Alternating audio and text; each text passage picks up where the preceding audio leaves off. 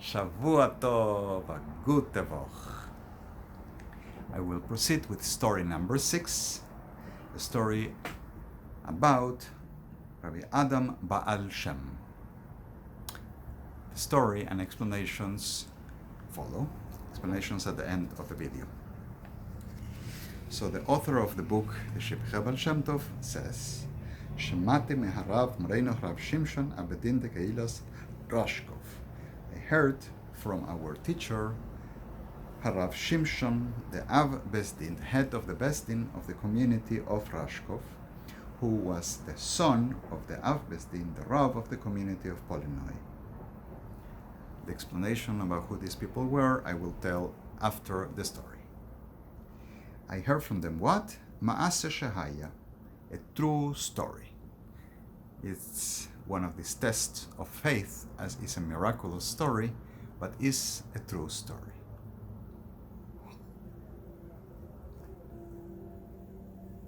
This is a story about a certain Rav Adam Baal Shem Tov.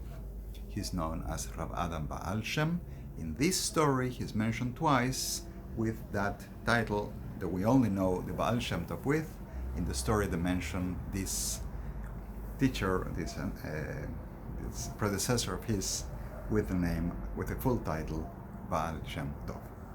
So I heard from a certain Rav Adam Baal Shem Tov that whose writings, whose manuscripts that he found in a certain cave would come to the hands of the Baal Shem Tov. And here they would be found the Razim, the Starim, the Oraisa, the great secrets, hidden secrets of the Torah.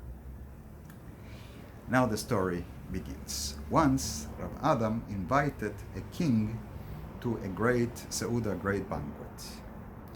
Throughout this story, they exchange Caesar and Melech, meaning emperor, the great emperor, Caesar, and king, and it quite likely refers to the king of Poland, even though he did not have the title of Kaiser.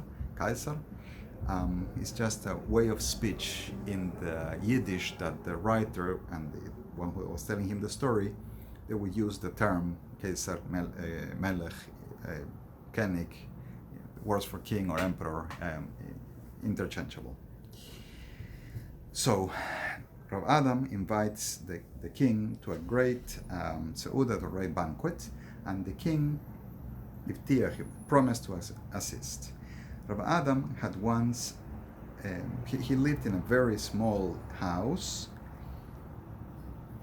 and the reason or the inspiration for this banquet he wanted to invite the king is that once he saw another king who invited the king to a great honorable banquet, and he wanted to do the same.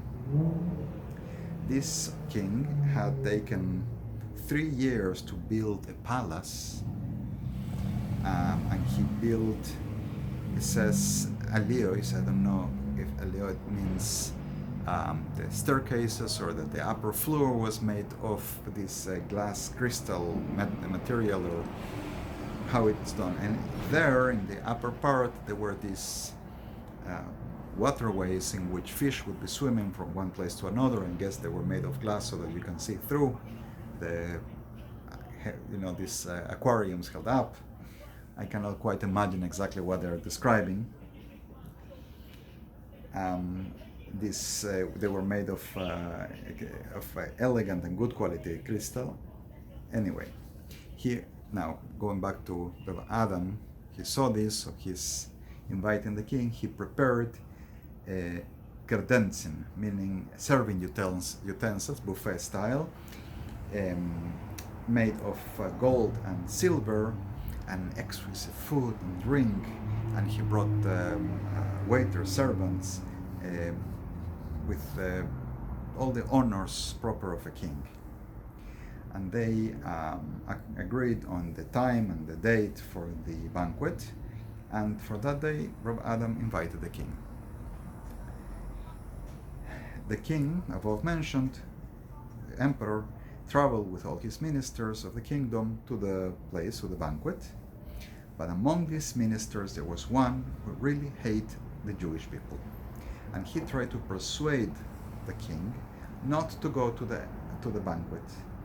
And he told him that he would be ashamed if he went, and that he knew that Rav Adam is a poor Jew. He doesn't have a palace. He would not be able to bring him a banquet.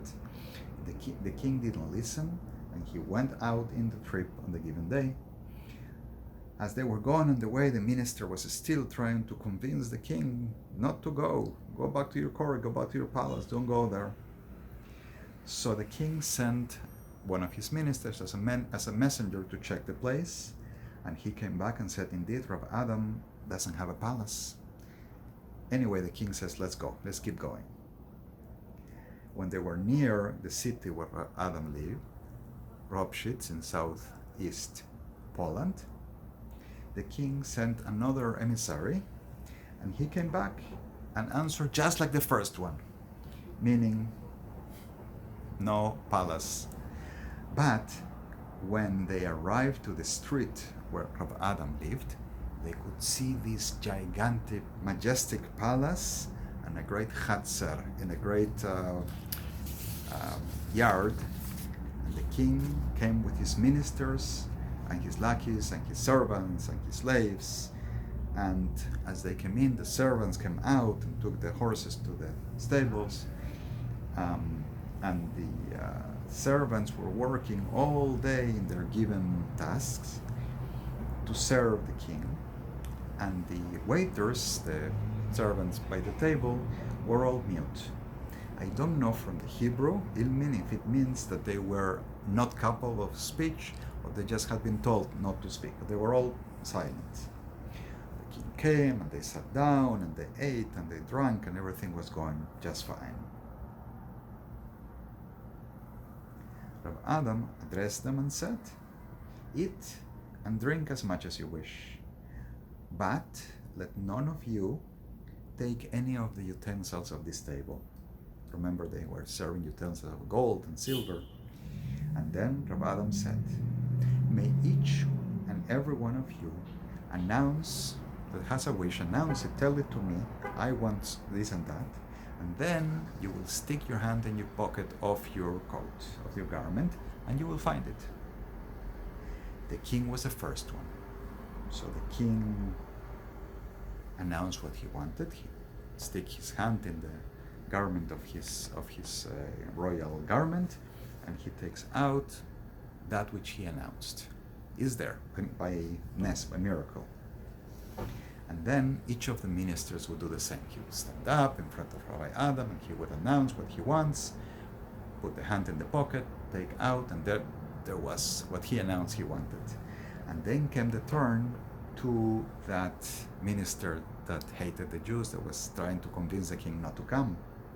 And Rabbi Adam told him, no, put your hand in the pocket of your garment. So the minister puts his hand, and when he takes it out, comes out dirty, smelly, terrible smell.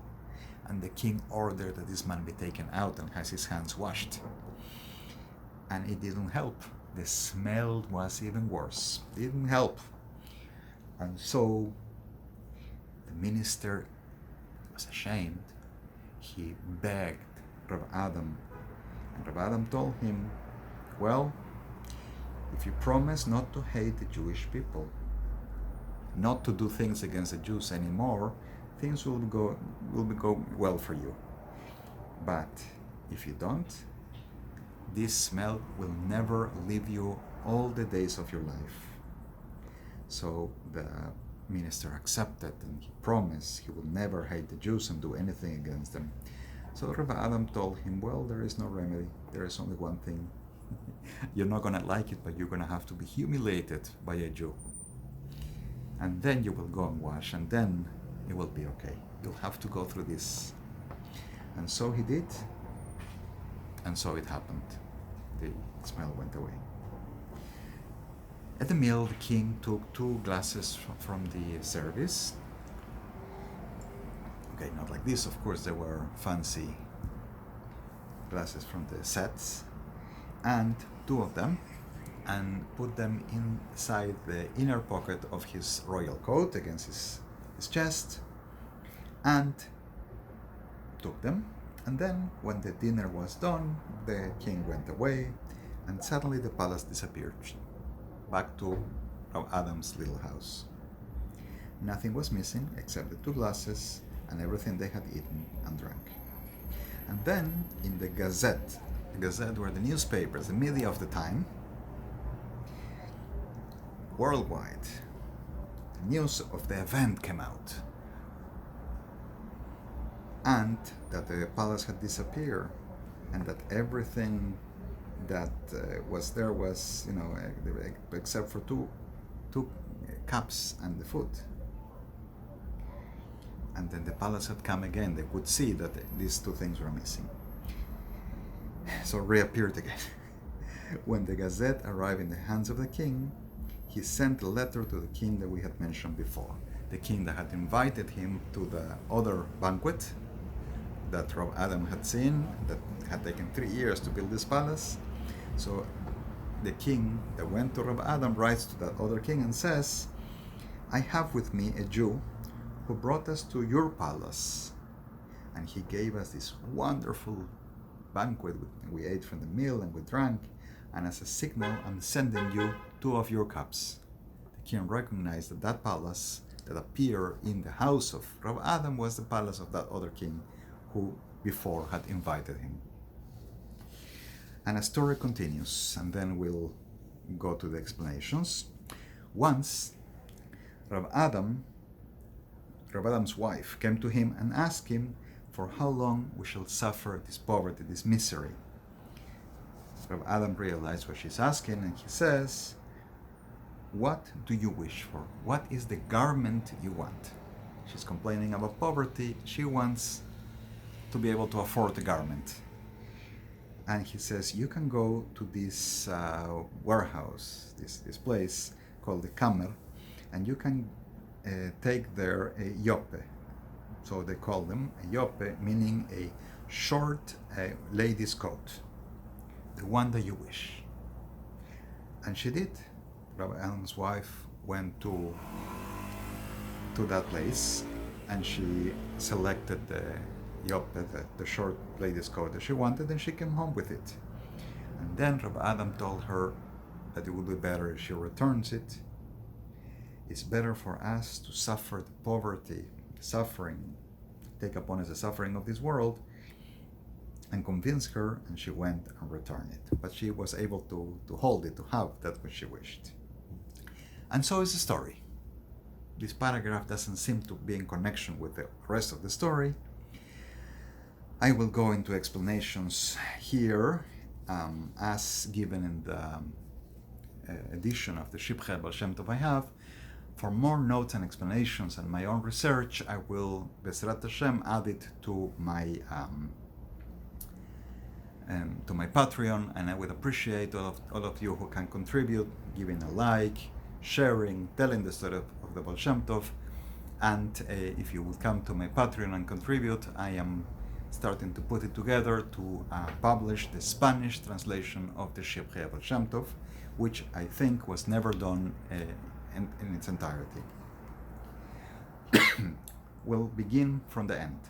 This paragraph with the story of Rab Adam's wife appear in the edition of Koretz in 1815, a year after the original publication of the Shivchei HaBaal Shem Tov.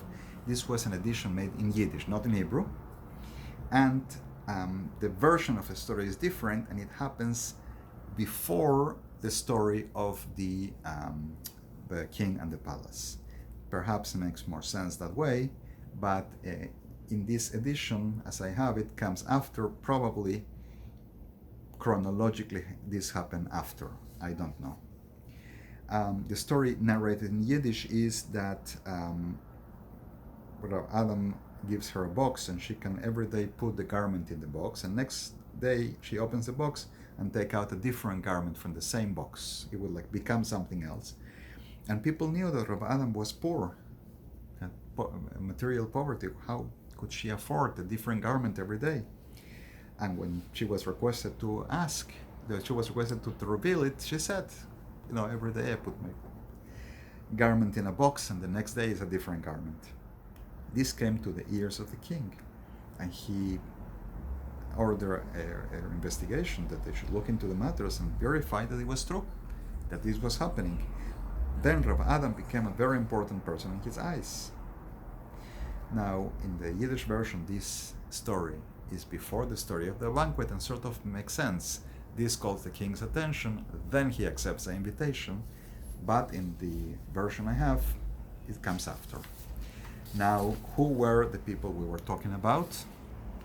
First, the story is heard from Rav Shimshon, which is Rav Avram Shimshon HaKohen, who was the head of the Besdin of the community of Rashkov. He passed away on 1798. He was the son of Rabbi Yaakov Yosef of Polnoi, and he printed and distributed the works of his father, and then emigrated to the Holy Land, to Eretz Israel, and he's buried in the cemetery of Tiberia. Rabbi Yaakov Yosef of Polnoi, who apparently referred this story to his son, and then from him comes to the author of the book. And we will speak about him at length later in the book. I've already published stories about him.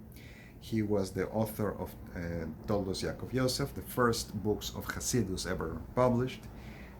He was the Rav and head of the Besdin in Rashkov, in Nemerov, and in a town called Polona, Polno in Yiddish, all of them in the region close to where the Baal Shem Tov lived, the region of Podolia, which at the time was part of Poland and would soon be conquered by Russia and be moved into, as it is today, in the Ukraine. Rav Adam Baal Shem was a student of Rav Yoel Baal Shem, the Baal Shem of Zamość, or Zamość. He was a Mekubal, and he headed the movement of the Tzadikim Nistarim, the hidden righteous men, which is a movement that existed prior to the revelation of Hasidus. These people learned the secrets of Torah and acted and did acts of kindness in a world prior to those things being revealed or be coming out in the open. Well, those are the explanations for the story. We will come back next week telling the story of the writings of Rav Adam Baal Shem and what happened when those writings come to the Baal Shem Tov. Shavua Tov and Gute Woche.